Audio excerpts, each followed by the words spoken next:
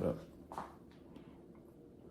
All right, shalom, shalom. First and foremost, we give all praises, all honor, glory to Yahweh, Ba'ashem, Yahweh Shai, Ba'ashem, Kakadash. Double honors be to the apostles and other bishops of Great Millstone. Peace and salutation to the elders and occupants of GMS and men that are like them, that is Christians, word of truth and sincerity. Shalom to the elect. And we'll go to, about to go into a quick lesson here. Now, this is Friday night. All right, as we do GMS Columbus, Ohio, we go into our lessons. We are in the book of Joel, the third installment or the final chapter of Joel. All right, last week was in obviously Joel, the second chapter that was taught by Tazawam. All right, so your call was the first chapter. Joel the second, myself, Cornwall, Joel the third chapter. We're going to finish out the book, and Lord's will, we continue this tradition until we get the hell up out of this place. All right, I'm in attendance with the elder Peloya, Taz and Yokoyim. They couldn't be in attendance. Taz is down in New Orleans with the brothers down there.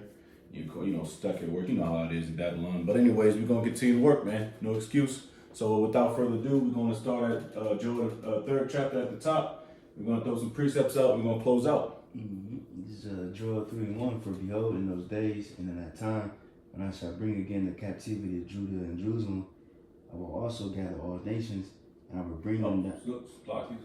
Can we get because when I read this, I had to go into either the NIV or the Good News Bible to get that word. I'm looking for the word restore.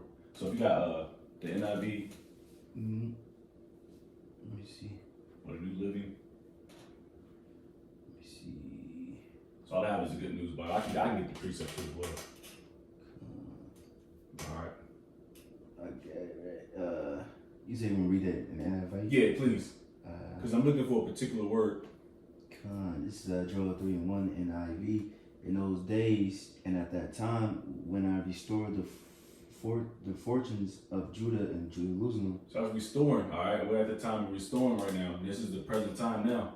The Lord is restoring Judah and Jerusalem, the two sticks. All right, in this time now. All right, now and this, like we said, Joel the second chapter was talking about future prophecies, and right now Joel the third chapter is talking also speaks about the future prophecies about to happen here in present time. All right, because our time in captivity is over, so the Lord's going to restore us. All right, and I'll get Jeremiah 30:3, and if you don't mind, get Zephaniah 3:20, just to get on the word.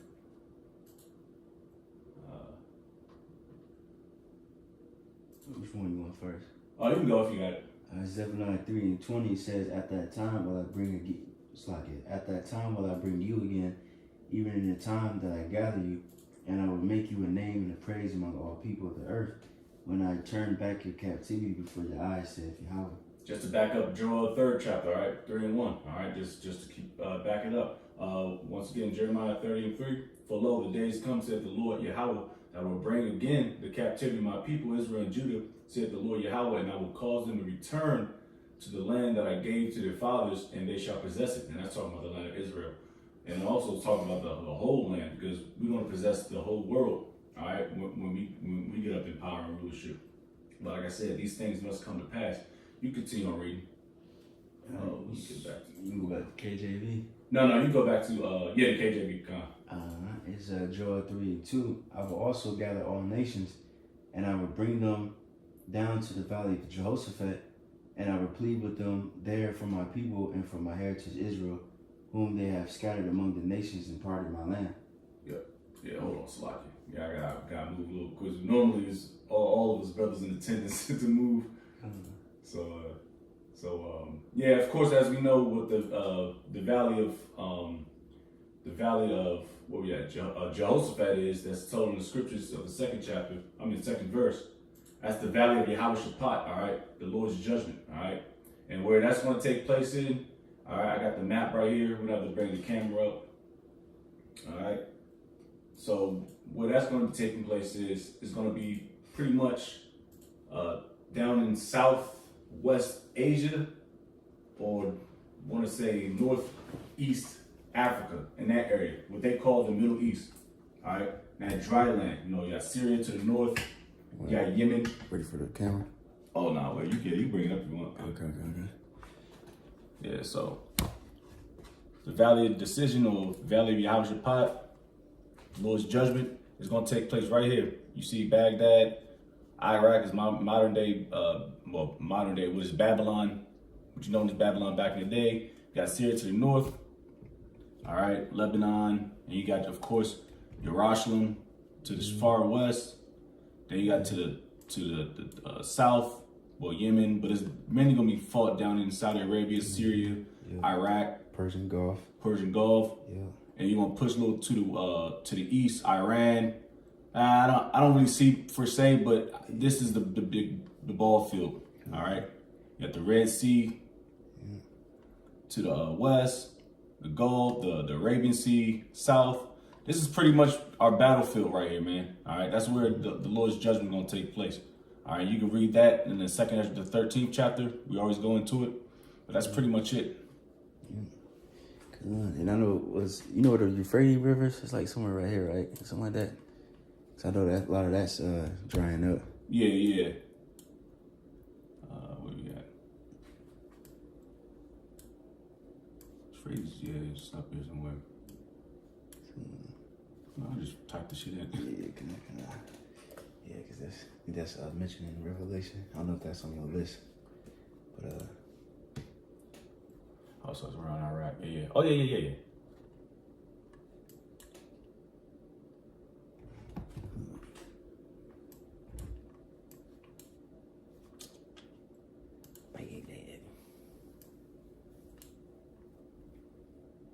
It's a water stream somewhere around this motherfucker. Hell yeah.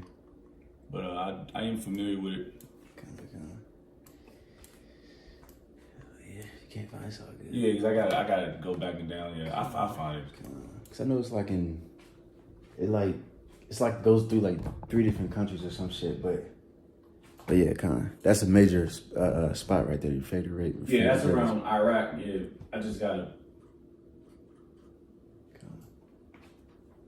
I don't know what the fuck that shit is.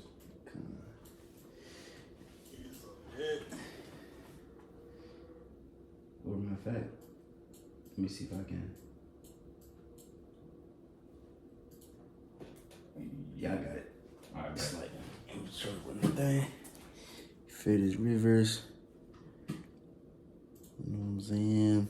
Oh shit, a little blurry, but kind. What you got running through? Well, this is a better one. Let me show this one first. This is a better one. It's Iraq and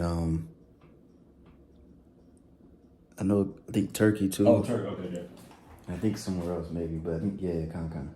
All right, bet. And Syria. Oh yeah, this is a better one, right? Oh yeah, to Syria, yeah. This one shows all 3: Syria, Turkey, and Iraq. Okay. Kind. We continue.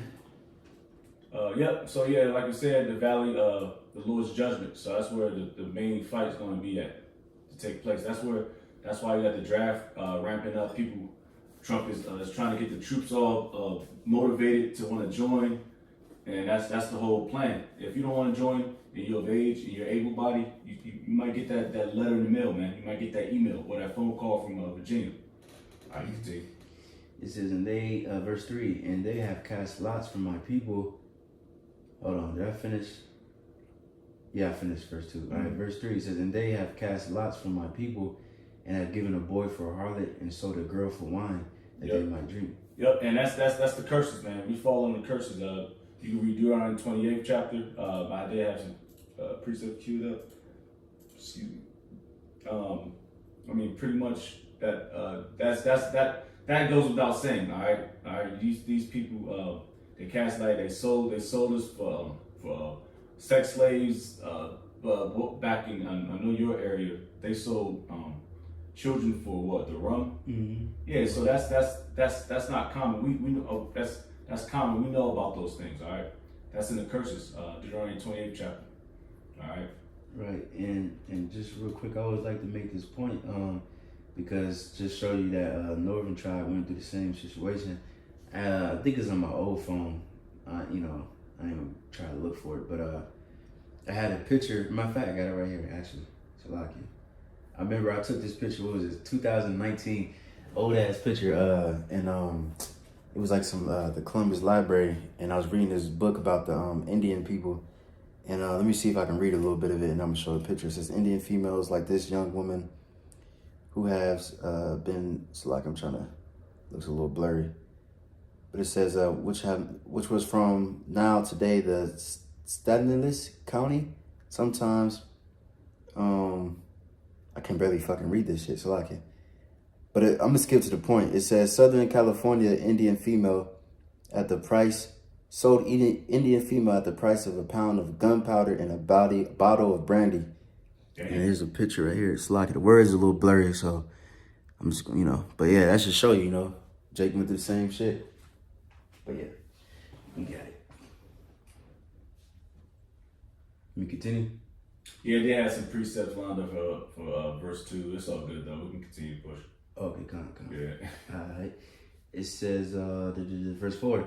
Yea, and what have you to do with me, O Tyre and Sidon, and all the coasts of Palestine? Will ye render me a recompense? And if ye recompense me swiftly and speedily, will I return your recompense upon your own head. And just because those are these are coast cities, all right, that runs across the west of Jerusalem, all right. So Tyre and Sidon, those are coast cities, and you go into the Gaza Strip, which is in Syria. That's just outlining major factors of where everything's gonna be popping off at. Verse 5 says, because ye have taken my silver and my gold, and have carried into your temples my goodly pleasant things. The children also of Judah and the children of Jerusalem have ye sold unto the Grecians, that ye might remove them far from their border. Yep. You can read Deuteronomy 28:68 real quick. Deuteronomy 28 and 68. Because everybody had a part in this trade. Everybody had a part. All right, you can read about the Psalms 83rd chapter about the crafty council. All right, you got the Arabs, you got the Hamites, you got of course the hook noses, which really forerun the whole thing. All right, but they pretty much everybody had a hand in it. I believe the Arabs, I believe either the Hamites built the ships, either or they all had a piece of the pie when it came to selling the Israelites, all right, into slavery and captivity. Mm-hmm. And I believe Deuteronomy 28:68. People still got a problem with that. People still got a problem with about this never happening. Like niggas still kicking against this. Right. Can't nobody dispel it, but they still kicking against it. I was thinking of watching a video a little earlier about it. Mm-hmm. How's that even popping back up still? Come. It's Deuteronomy 28:68. And Yahweh shall bring thee into Egypt again with ships, by the way whereof I spake unto thee. Thou shalt see it no more again, and they shall be sold unto your enemies for bound man and bound woman, and no man shall buy you. Yep, plain and simple, man. Plain and simple. You can jump to verse 32. Yeah, like I said, that's you gonna have to break that down, man. All right, you ask anybody that wears those penguin suits about this prophecy, and they act like I got 4 heads on my face. Pause. All right, because they can't break this down because it never happened to them. All right, none of these precepts about when you jump back down to verse 3, casting lots and selling themselves. No, none of this. All they gonna say is what the H Oaks. That shit's played out. Mm-hmm. That's the only thing they can say is the H Oaks. But how does that go into going into ships? How does that go into going into ships? There's no comparison. All right, and 6 million, even if that were to happen, 6 million, come on, man. At least 10 times worse than that, if not worse. This Deuteronomy, you said 32? Yeah, verse 32. 28 and 32 says, thy sons and thy daughters shall be given unto another people, and thine eyes shall look and fail with longing for them all the day long, and there shall be no might in thy hand. There it is, no might in the hand. Hey, these dudes, they can't prove this. They didn't get sold into all other nations like how we were. Like I said, I was watching Captain Tazariak this morning. I sent that joint in the chat, but he also had another one. He actually was debating against a small hat, real small hat, and he was just getting cut. But He didn't do no service. If you're gonna be on the podcast, at least cut him up. He didn't say, and this is what I had to lesson on, because he didn't say one time to eat. He didn't say Esau or Edom. He kept saying the white man. Right. There's a strong distinction between white man and Esau Edom. You know what I mean? Right. But he didn't do himself no service. He's over doing jet setting and shit, man. That shit made me mad, bro. Cause I'm over this joint. He was cutting him, but he wasn't cutting him. Right. Cause he still had the restrictions. Cause he's still getting paid by the dudes, man. Damn. Yeah, it was bad, man. I'm gonna have to do a lesson on that, man. Cause this dude's jet setting, but he's not doing no service. Not pulling out precepts. He's just talking out his ass. He ain't smart, mind you, but damn. That was precepts. Oh yeah, no, I'm good. I just got a quick one. Okay. Let me see. Cause just add to that point where it says took in my gold. You know what I'm saying? Just want to get that real quick. Cause speaking of Israel, cause we're the Lord's gold and jewels and silver and all that. Malachi 3:17. Then and they shall be mine, saith Yahweh of hosts, in that day when I make up my jewels, and I'll spare them as a man spareth his own son that serveth him. Get that one. I'm gonna link it with this one. Limitation. 4:1 says, how has the gold become dim? How has the most fine gold changed? The stones of the sanctuary are poured out in the top of every street. The precious sons of Zion, comparable to fine gold, are they esteemed as earthen pitchers, the work of the hands of the potter. Just to prove that point, let me go back to it real quick.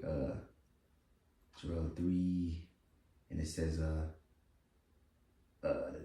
you have taken my silver and gold and carried them to the temples, my goodly pleasure. And now, literally, you took the Israelites and you took the literal gold and silver and all that. You keeping that stuff for yourself too. Yeah. That stuff is somewhere in the catacombs somewhere. Let me continue. Yeah. This back to Jeremiah 3. Joel 3, and let me see. What I finish? We can jump back at 7. 7 says, behold, I will raise them out of the place whither ye have sold them, and I will return your recompense upon your own head. You just jump to Jeremiah 30 verse 16 real quick. All right. We're gonna have to pay back real quick, man. Cause like I said, they took us about that land, and we have to get that land right back. But that's not gonna be on our own will. That's gonna be through the will of Yahweh Shem Yahushua. I can't take my army. I could train up a group of 30 people and go down there and get it back. And demand it, stomp on my feet and demand I get my land back. Nah, man, we have to get that through Yahweh Shai, man. All right, it says Jeremiah 30:16. Therefore, all they that you said 16, right? Yes, sir. Therefore, all they that devour thee shall be devoured, and all that adversaries, every one of them, shall go into captivity, and they that spoil thee shall be a spoil, and all that prey upon thee will I give for a prey. All right, plain and simple. Whatever goes around comes around, man. All right. You can keep going. All right. And Jeremiah or Joel? Joel. All right. Joel 3, verse 8. It says, and I will sell your sons and your daughters into the hand of the children of Judah, and they shall sell them to the Sabines, to a people far off, for Yahweh has spoken it. Proclaim ye this among the Gentiles, prepare war, wake up the mighty men. Let all the men of war draw near. Let them come up. Yeah. Back at verse 8. We already know we even got to get it. Revelation 13:9 and 10. Exodus 21:16. If any man stealeth a man, should be put to death. So whatever goes around comes around. Even when you read the 7th verse, 7 to 8 verse, man. Whatever goes around comes around. Those are precepts for it. We ain't even got to get them because you already know what precepts we're talking about. We used to read Revelation 13:9 and 10 every 2 days. That precept came about back in the day. Well, back in the day, you know what I mean? So it says proclaim, all right? Let's get the definition of the word proclaim. That's a bold, kind of word, Yeah. Proclaim to means officially announce, all right? Publicly. So that's what we're doing, all right? Now that goes into people starting to get ready to go to war. All right. What precept I got for that? I don't think I wrote it down. Anyways, proclaim ye this among the Gentiles. All right. The heathen men. prepared war. Wake up the mighty men. Let all the men of war draw near. Let them come up. I did have a precept for it. It's going to take me a while to find it. I got a quick one. Okay, I got one too. All right, go. Is it Isaiah? No, I'm in Jeremiah. Okay. Let's read this real quick. Isaiah 13:4. The noise of a multitude in the mountains, like as a great people, tumultuous noise of the kingdoms of nations gathered together. Yahweh of hosts mustereth the host of the battle. But yeah, just going into them, just prepare for battle. World War III. That's what going into. But you got it. Pretty much. Jeremiah chapter 46 and 3. It says, "Order ye the buckler and shield, and draw near to battle." It says, "Harness the horses, and get up, ye horsemen, and stand forth with your helmets. Furbish your spears, and put on the brigandines." The brigandines is another word for saying brigade or voyage. All right. So that's getting ready. This is what people doing right now. All right. They making sure that their iron sights are good. They're putting on their ACOGs. They clean their weapons. They getting their new equipment drawn out from CIF. They're getting ready for war. And this is what all the nations are doing right now. Because World War III is upon us. And it's coming upon us very soon and quickly. All right. Back at it. Come on. It's Jeremiah 3:10. It says, "Beat your plowshares into swords, and your pruning hooks into spears. Let the weak say, I am strong." That's the smaller nations talking about. They're getting busy too. They're getting ready too. Just because they're a smaller nation like what? North Korea, Taiwan, things like them. People, Venezuela. They're getting stronger because guess who's getting backed by their allies? All right. So things are popping off because now Esau's not the big man, the big bad wolf on the block no more, man. All right, people are getting stronger out here. All right, and they're backed by who? Honestly, they all backed by Yahweh Hashem Yahshua because this is his prophecy that he wants to fulfill. All right. So right now we're turning our farming instruments into war instruments. All right. This is the time we're in. We're not in the time of what? Psalms, the 2nd chapter, I believe. When you turn your swords into plowshares, back into pruning hooks, to go back as farm instruments. No, we turn these joints into warlike instruments because we're in them times. All right. This is verse 11. "Assemble yourselves and come, all ye heathen, and gather yourselves together around about. Thither cause thy mighty ones to come, O Yahweh. Let the heathen be awakened, and come up to the valley of Jehoshaphat. For there will I sit to judge all the heathen round about." That's going back into Joel, the 3rd chapter, the 2nd verse. The valley of Jehoshaphat. It says, "Put ye in the sickle, for the harvest is ripe. Come, get you down for the precious food. The fats overflow, and the wicked is great." It's like the wickedness is great. Yep. We can jump to Jeremiah 51:33 real quick. Jeremiah 53. 51:33. 33. It says, "For thus saith Yahweh of hosts, the God of Israel, the daughter of Babylon is like a threshing floor. It is time to thresh her. Yet a little while, and the time of her harvest shall come." Here it is. It's hey man, we inching towards man. It's that season, man. Hey, I can't. It's all I can say. And of course, if we're talking about the wickedness is exceeding great. All right. You got 2nd Ezra 15th chapter 3rd verse. We ain't got to get it, but like I said, we're inching closer and closer to World War III and destruction. All right. Keep going. I got a quick precept. Revelation 14:14. "I looked, and behold, a white cloud, and upon the cloud one sat like unto the Son of Man, obviously Yahushua, and on a chariot, having on his head a golden crown, in his hand a sharp sickle. And another angel came out of the temple, crying with a loud voice to him that sat on the cloud, Thrust in thy sickle, and reap, for the time is come for thee to reap, for the harvest of the earth is ripe." It's ready. It's ready. She's ready. Hey, it's just like a woman in heat. All right. You can sense when a woman's in heat. All right. This you can tell. A man can tell when a woman's in heat. All right. And it's time to unclothe her. All right. So this whole place is about to be unclothed, man. especially America. I'm sorry. Do what? Are you ain't more? Let me see. Hold on. Let me just see. It's more, but I'm gonna skip mainly to the point. Yes, Verse 20 or 19. And the angel thrusting his sickle into the earth and gathered the vine of the earth and cast it into the great winepress of the wrath of the Most High. And the winepress was trodden within the city, and blood came out of the winepress, even unto the horse bridles, by the space of 1,600 furlongs. There's gonna be a lot of bloodshed. You know what I'm saying?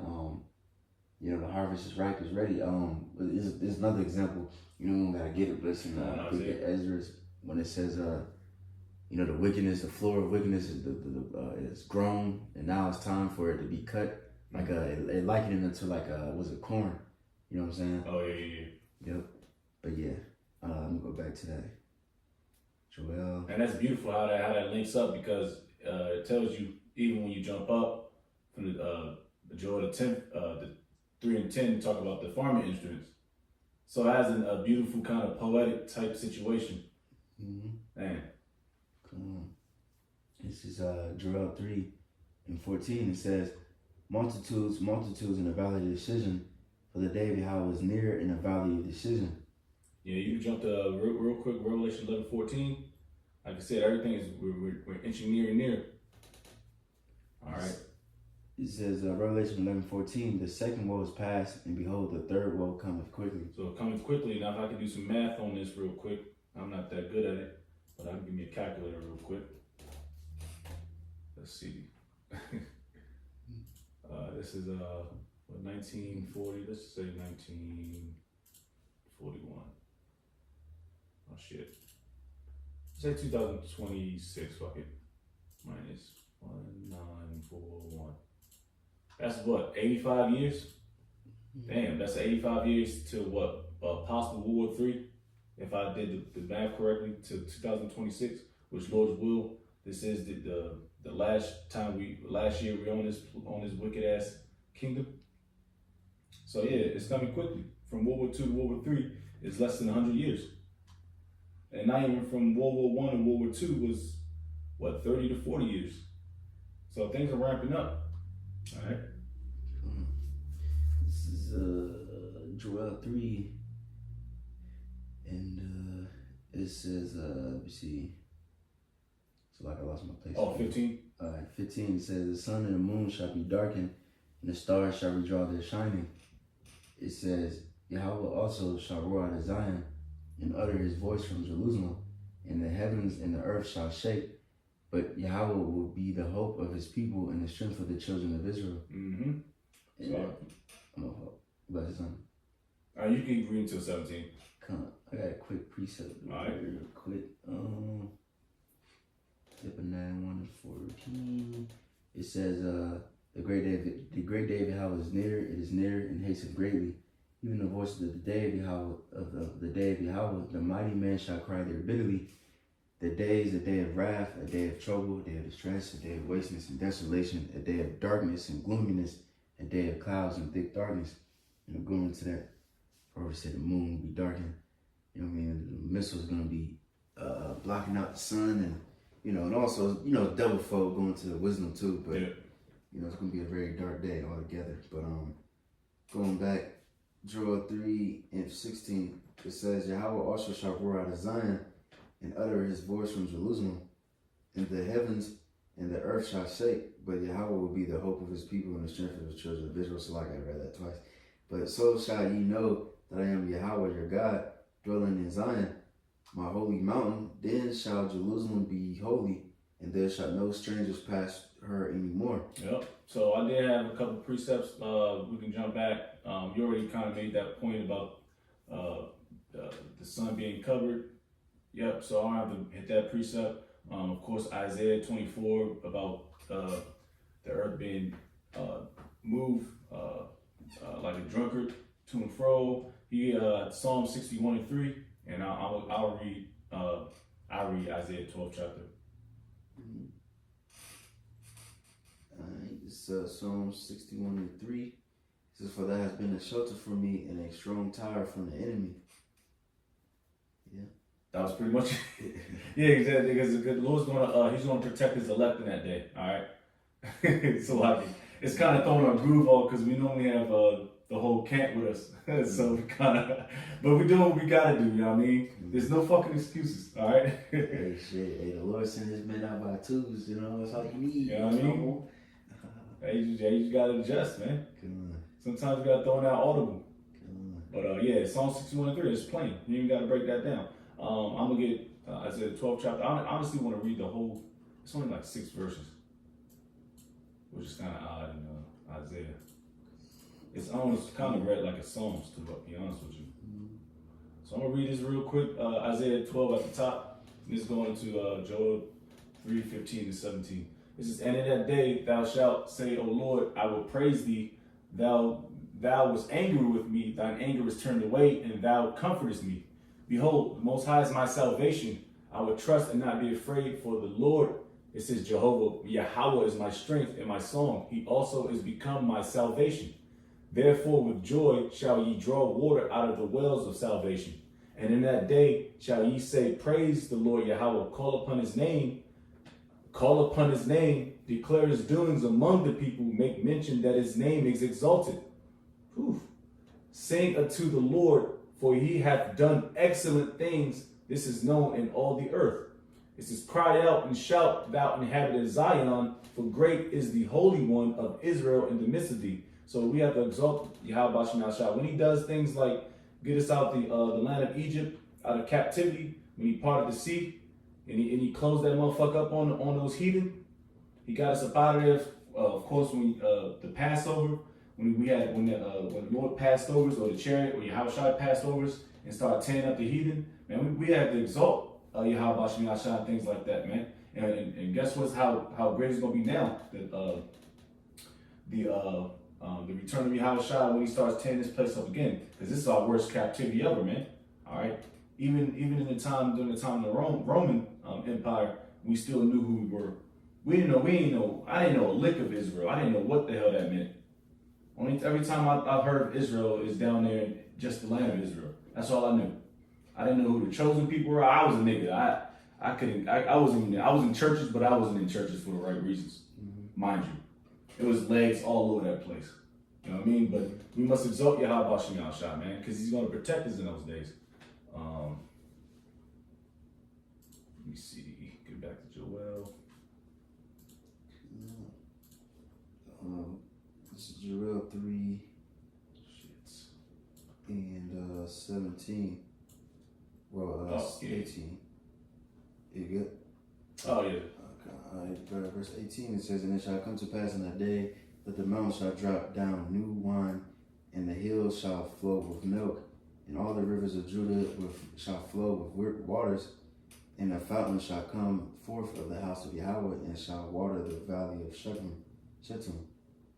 Egypt shall be a desolation, and Edom shall be a desolate wilderness, for the violence against the children of Judah, because they have shed innocent blood in their land. Yep, and we can read Amos 9:12 to 15. Just to back up verse 18, 19. So Amos 9 and 12 says that they may possess the remnant of Edom, and all the heathen which are called by my name, saith Yahweh, that doeth this. Behold, the days come, saith Yahweh, that the plowman shall overtake the reaper. Yep. The plowmen are the Israelites. The reaper are you heathen. Also, definitely the Edomites. And the treader of grapes, him that soweth seed, and the mountain shall drop sweet wine, and all the hills shall melt.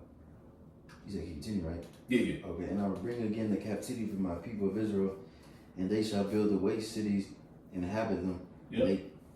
And they shall plant vineyards and drink the wine thereof. They shall also make gardens and eat the fruit of them. We getting our heritage back. We getting our kingdom back, man. Keep going. And I will plant them upon their land, and they shall normally be pulled out of their land, which I have given them, saith Yahweh thy God. Is that the 15th verse? Yep. There it is. And that's pretty much, like I said, it goes back into that like the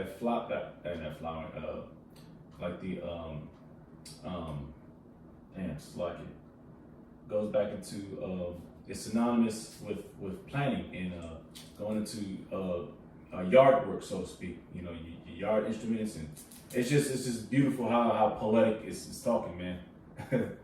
But that's pretty much it. Pretty much we getting our kingdom back.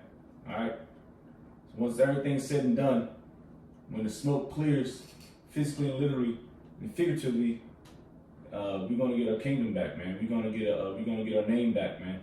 All right, on earth. All right, it's going to be no more called niggas. Well, we can read the last 2 verses, and we can kind of close back up. I can do my closeout speech, so to speak.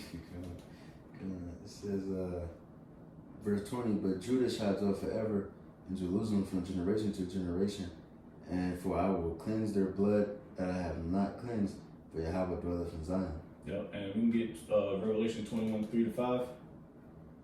And if you got any closing precepts, like it was a pretty quick lesson, of course. It's pretty much to the point. Like you said, Joel, the 2nd chapter, pretty much talks about the same thing. So we didn't have to waste too much time. Get some precepts and move on. You know what I mean? You said 21 and 3. Revelation 21, 3-5. And it says Revelation 21 and 3. And I heard a great voice out of heaven saying, behold, the tabernacle of the Most High is with men, and he will dwell with them, and they shall be his people, and God himself shall be with them, and be their God. And God shall wipe away all their tears from their eyes, and there shall be no more death, neither sorrow nor crying, neither shall there be any more pain, for the former things are passed away. And he that sat upon the throne said, behold, I make all things new. And he said unto me, write, for these words are true and faithful. There it is. Hey, that's no more crying, no more tears. Jake ain't gotta slap the fucking joint off. It's gonna be like a dream. All right, but like I said, these things must surely come to pass. World War III missiles, of course. Revelation 13, which that's not talked about here in Joel, but we all know that these are the last few prophecies, before the return of Yahushua and the destruction and downfall of Esau, Edom. All right, before we get that kingdom, before we get out all the tears wiped away from us. No more going off. See, he said there's going to be no more death. I believe it said in Revelation 21. Mm-hmm. There's going to be no more death. So guess what? We're not going off no more. All right. I believe in Jeremiah 31st chapter or the 33rd chapter talks about how the Lord is going to he's going to put the law in our inward parts. So guess what? There's going to be no more. We don't have to. There's going to be no more teaching of the laws, because it's going to be in our inward parts. That means there's going to be no more death. So those are the times that we're looking forward to. But like I said, before that, we have to endure and see how this plays out. All right. But you got anything? But that's pretty much Joel, the 3rd chapter, the final installment of the book of Joel. Like I said, three chapters. Lord's will, through the Spirit. We'll see what we're gonna go through next week, and just continue on the tradition of GMS Columbus, Ohio Friday nights class sit downs, man. So Lord's will, we hope you was edified. We're gonna give all praise, all honor, glory to Yahweh, Bahashem, Yahushua, Bahashem, Kakadash. Double honors be to the apostles and elder bishops, great millstone. Peace and salutation to the elders and knocking of GMS, and men that are like them, that is pushes word, retreat, thanks and city. Shalom to the reflect, while Bible ball, shalom.